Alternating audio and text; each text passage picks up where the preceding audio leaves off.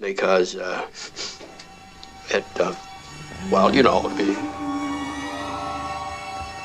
La figure de la sorcière semble être en plein essor ces derniers temps dans les productions audiovisuelles, comme si la sorcière qu'interprète ici Kim Novak avait charmé les créateurs de films pour les pousser à donner vie à des personnages féminins hauts en couleur.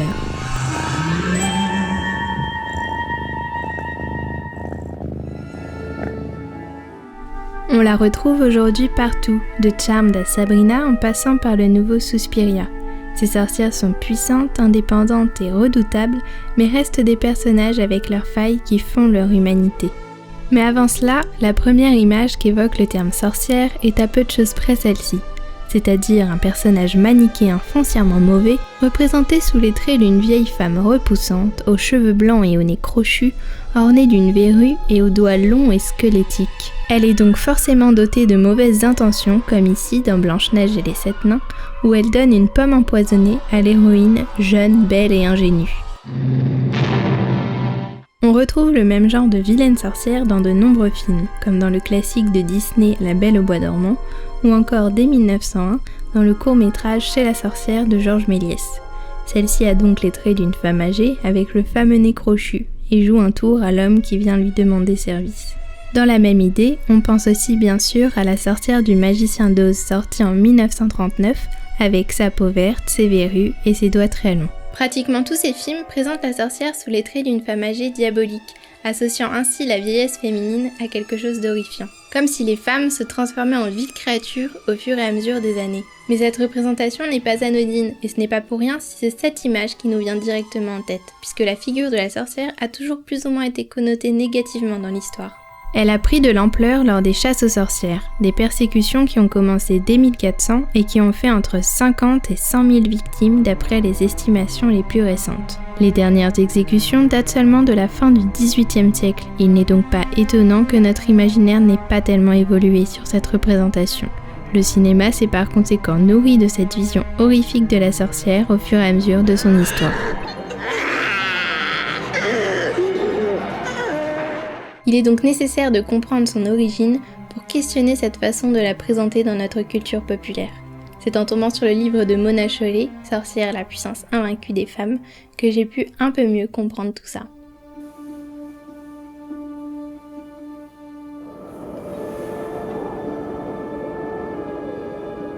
En vérité, la chasse aux sorcières fut une chasse aux femmes. L'événement prend son essor suite à la publication du Malleus Maleficarum en 1487, un ouvrage écrit par 2 inquisiteurs et qui a pu être comparé à Mein Kampf plus tard. Il a été réédité une 15aine de fois et diffusé à 30 000 exemplaires, ce qui lui a permis de circuler dans toute l'Europe et d'ainsi véhiculer son discours misogyne. Le livre explique notamment comment reconnaître les sorcières. Selon les auteurs, ce sont des femmes qui, par leur faiblesse physique et intellectuelle, auraient succombé au désir de Satan. Un simple doute, une vulgaire rumeur suffisait alors à prendre au sérieux une accusation, qui se soldait presque systématiquement par une peine de mort, sans compter des tortures et des humiliations publiques. Mais défendre une femme accusée de sorcellerie était aussi un signe d'envoûtement du diable. Bref, quoi que vous fassiez, vous étiez coupable.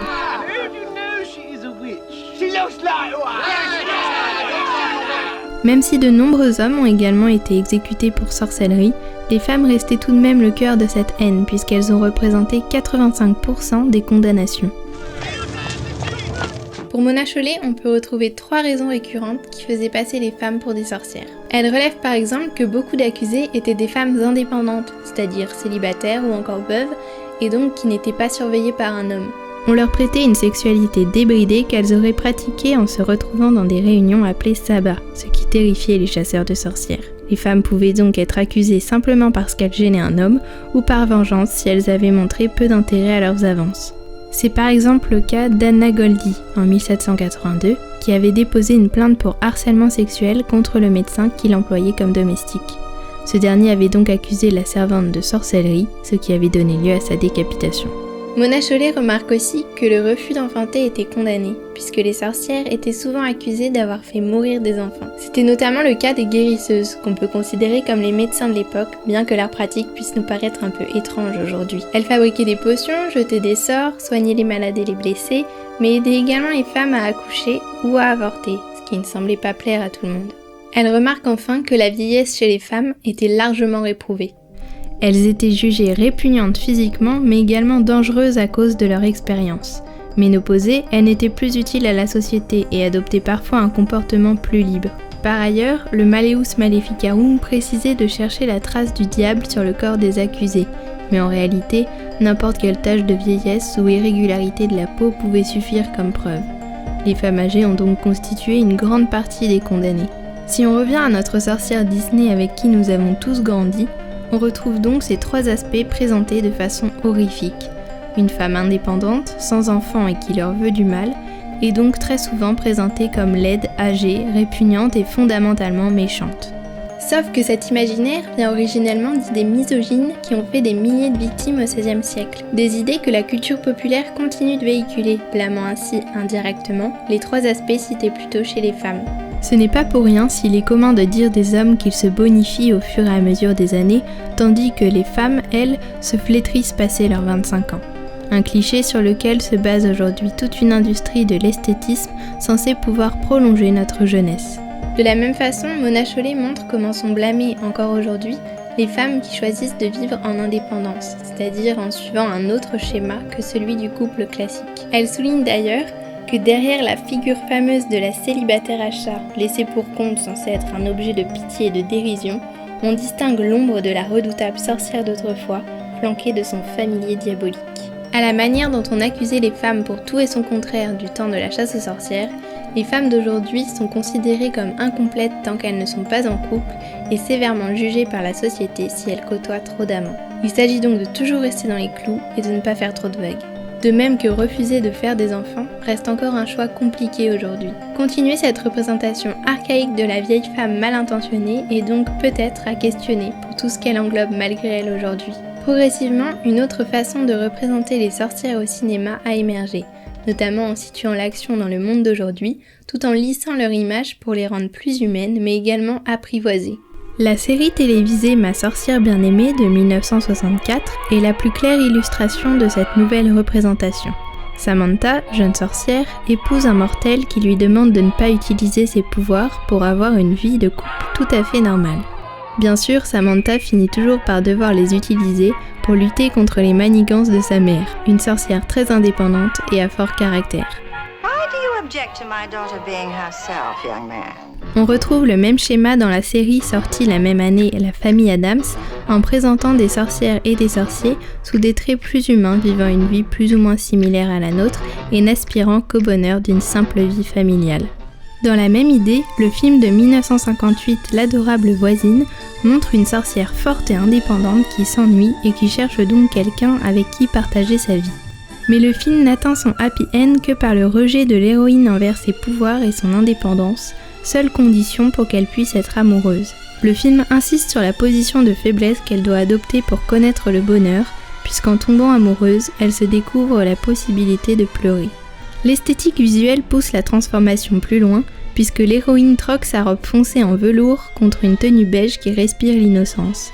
Et sa boutique n'est plus constituée de masques occultes, mais de coquillages en tout genre, comme ramassés par une fillette sur une plage. La sorcière est ici complètement apprivoisée, jusqu'à perdre l'identité qu'elle s'était créée, elle est ramenée à son statut de femme, soumise à l'homme et effacée, pour pouvoir enfin rentrer dans les lignes d'une société patriarcale. Une fois encore, la figure de la sorcière est utilisée pour ramener la femme dans le carcan qu'on lui a construit. Mais heureusement, la sorcière est de plus en plus représentée positivement, comme une femme forte et indépendante. La sorcière n'est plus nécessairement une personne effrayante, mais une femme qui sait se défendre et qui cherche à s'échapper de la domination des hommes. La sorcière devient ainsi une figure d'émancipation féminine. En effet, dès 1968, les féministes se réapproprient très clairement cette image, puisqu'est créé le jour d'Halloween à New York, le mouvement Women's International Terrorist Conspiracy from Hell. Les membres défilèrent alors dans Wall Street vêtus de capes noires et on raconte qu'elles firent chuter la bourse de quelques points. Les féministes se sont donc approprié la figure terrifiante de la sorcière et ont ainsi revendiqué, comme par défi, la puissance qu'on leur prêtait à l'époque des grandes chasses. Aujourd'hui réapparaissent dans cette même idée des manifestations de sorcières politisées et féministes, comme en février 2017 au pied de la Trump Tower où les manifestantes, dont Lana Del Rey, jetèrent des sorts contre le président américain. On en retrouve aussi en France, comme en septembre 2017, avec le Witch Block qui a défilé lors de la Journée internationale pour le droit à l'avortement. Les productions qui présentent la sorcière comme femme indépendante sont donc plutôt récentes et s'inscrivent dans ce mouvement. Ma génération, par exemple, a grandi avec les films Harry Potter, la série Charmed ou même Buffy contre les vampires, avec le personnage de Willow qui devient une puissante sorcière. Il me semble donc presque logique qu'aujourd'hui, en ayant en tête la notion féministe de la sorcière, qu'après la vague MeToo se développent des productions mettant à nouveau en scène des sorcières présentées comme des héroïnes. On peut notamment penser à la récente série Les Nouvelles Aventures de Sabrina, au reboot de Charmed ou même au film Maléfique de 2014 qui reprend le personnage de la méchante dans La Belle au bois dormant mais en adoptant cette fois-ci le point de vue de la sorcière. En lui donnant des émotions et en la rendant moins manichéenne, elle devient plus humaine et le spectateur ressent une forte empathie envers elle. Mais le film The Love Witch, sorti en 2016, est également une bonne illustration de cette tendance. Réalisé par Anna Biller, ce film joue avec les éléments habituellement attribués aux femmes dans les films, comme par exemple le soin porté à son apparence physique, le désir de plaire au sexe opposé, ou encore la représentation omniprésente de la nudité féminine. Sauf qu'ici, toutes ces caractéristiques viennent d'un choix conscient de l'héroïne, qui va utiliser ces éléments pour prendre le pouvoir sur les hommes qui l'entourent. Par exemple, le désir de plaire au sexe opposé est poussé à l'extrême dans le personnage d'Elaine, si fort que les hommes qui tombent sous son charme finissent par mourir. Ainsi, Elaine acquiert une force redoutable et devient un personnage bien moins superficiel et passif que ceux qu'on a l'habitude de voir. Ici, Anna Biller utilise l'image de la sorcière pour appuyer cette idée de pouvoir et de force inhabituelle, et l'emploie donc comme figure délibérément féministe. Tampons aren't gross. Women bleed and that's a beautiful thing. Enfin, le dessin animé de 1989 Kiki la petite sorcière, réalisé par Hayao Miyazaki, est une représentation très simple d'une sorcière indépendante. Le film présente une civilisation imaginaire où humains et sorciers cohabitent depuis toujours. On suit alors la jeune Kiki, tout juste 13 ans, qui doit, selon la coutume, partir une année loin de sa famille pour découvrir son indépendance. On est loin de la représentation de la sorcière cruelle et âgée qu'on a l'habitude de voir. Les femmes âgées sont d'ailleurs ici représentées comme des femmes pleines de sagesse et dignes d'un plus grand intérêt que les adolescentes que Kiki croise. En ayant en tête que la figure de la sorcière a été créée pour nuire aux femmes trop indépendantes au goût des hommes, on peut associer Kiki la petite sorcière à une sorte d'utopie où la tolérance serait le maître mot et où tous les humains pourraient coexister en choisissant librement leur mode de vie, que cela soit l'indépendance ou bien le couple et la famille, comme la boulangère qui accueille l'héroïne sous son toit. Une lecture du film qui semble probable quand on connaît les différents engagements politiques de son réalisateur. On peut donc considérer qu'aujourd'hui, les sorcières sont simplement des femmes qui font ce qu'elles veulent. Dans ce sens, on peut dire qu'il y en a de plus en plus représentées au cinéma. Mais face au rôle masculin, ça reste encore très peu. Les premiers rôles notamment sont moins souvent donnés à des femmes. En 2017 par exemple, il n'y a eu que 24% d'héroïnes dans le cinéma américain. Et en 2016, seuls 27% des dialogues des 10 plus gros succès mondiaux de l'année étaient prononcés par des femmes. Et c'est très probablement dû au fait qu'on ne laisse pas beaucoup de scénaristes et réalisatrices femmes aux commandes des films. On ne leur laisse pas raconter leurs histoires, leurs expériences et leur vécu. Une variété de regards que nos sociétés gagneraient à voir s'exprimer sur grand écran. Et je pense que c'est probablement par la présence bien plus importante et au moins paritaire des femmes dans l'industrie entière du 7e art que se trouve un début de solution. En résumé, il semblerait que le cinéma ait besoin de plus de sorcières réalisatrices.